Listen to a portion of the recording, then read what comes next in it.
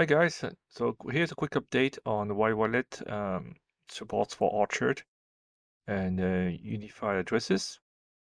In this wallet, I have two nodes. I have a node sapling and a node orchard. They have the same amount because I have just have just shielded my wallet, and by default, it will shield equally in sapling and orchard. The reason why it does that is because it gives more flexibility when it comes to making transactions. So here's a demo what I mean. Let's say that you have let's say that you want to pay somebody who has a UA address, and let's begin with a UA address that is purely Orchard. So if we have a small amount, so we start with a small amount, and this amount is lower than the current value on my Orchard node, you can see that transaction is going to be very high privacy. And that's because I can make an orchard to orchard transaction. And the amount will not be revealed because I'm not crossing any pool. But if I increase the amount and it becomes too high and higher than the value of my node, then the wallet would have to use the sapling side. And now I have a transaction that actually involves both of my sapling and orchard nodes. And as a result, it's less private. So we can see that there is some amount across the pool. It goes from sapling to orchard. And that causes my transaction to be medium privacy. And one may argue that if I had everything in orchard, then that would not happen.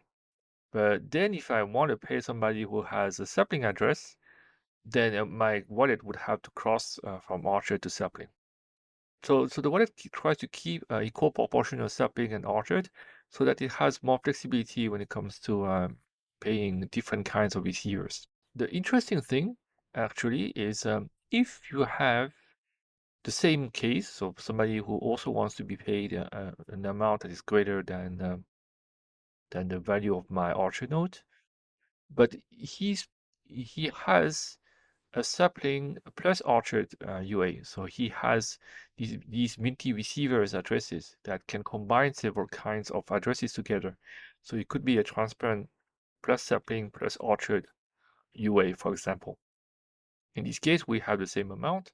But now Y Wallet sees that it can use both receivers on that UA and now can pay the same transaction using both sapling and orchard, and transaction now will not have to cross pools anymore.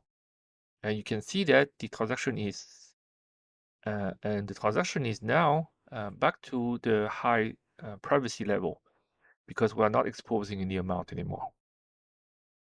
So that was a quick demo and a quick rationale behind the node management of Y Wallet that tries to keep an equal proportion of sapling and orchard nodes in your wallet, and also tries to pay your recipients in a way that preserves privacy and also maintains this equilibrium from your source wallet.